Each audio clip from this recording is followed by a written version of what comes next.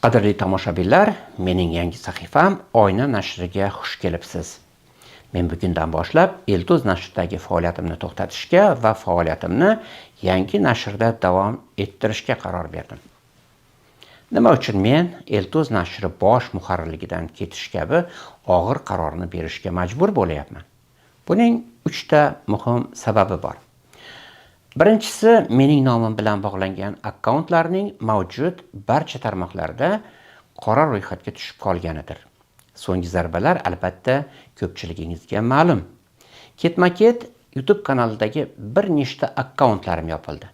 Facebook, Telegram va boshqa tarmoqlarda ochilgan bir qancha akkauntlarim ham o'chirildi. Bunga parallel Elduz nomi bilan o'nlab fake kanallar ochildi. Ularda men ortiq adminlik yoki moderatorlik rutbasiga ega emasman.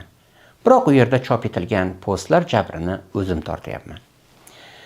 Elduzdan ketishimga ikkinchi sabab, buni ham ochiq aytishim kerak, aynan o'zim boshqarmaydigan bu sahifalarga egalik ham qilmaslik va egalik da'vosi bilan kimlargadir zarar ham bermaslikdir.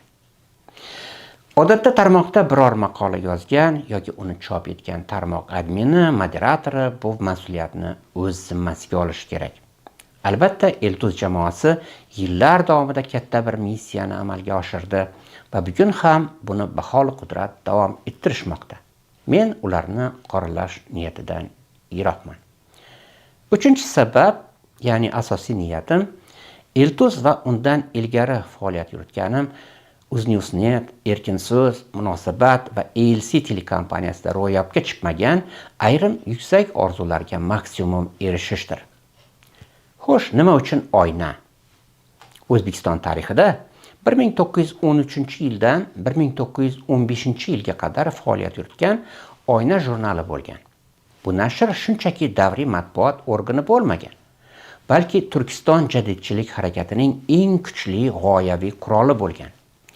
Bu nashr Samarqandda Mahmudxo'ja Behbudiy tomonidan asos solingan haftalik suratli jurnal bo'lgan. U ma'rifatparvarlik g'oyalarini targ'ib qilishda markaziy rol o'ynagan. Behbudiy jurnal nomini bejiz Oyna deb qo'ymagan. Uning maqsadi millatga o'z ayblarini ko'rsatish, oyna tutish va taraqqiyot yo'lini yoritish edi. Jurnalda boshqa diniy nashrlardan farqli, maktablarda fizika, geografiya va tarix kabi dunyoviy ilmlarni o'rgatish, milliy tilni asrash va Yevropa tillarini ham o'rganish, xotin-qizlarning ilm olishi va jamiyatdagi o'rni kabi masalalar, Turkiston xalqlarini jaholatga qarshi birlashishga chaqirish bosh mavzu bo'lgan. Bu nashr nafaqat Markaziy Osiyo, balki Tatariston, Kavkaz, Turkiya va Eronda ham keng tarqatilgan.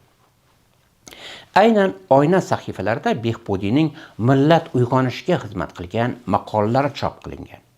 Biroq Chor Rossiyasi senzurasining bosimi ostida 1915-yilda bu nashr o'zining faoliyatini to'xtatishga majbur bo'lgan edi.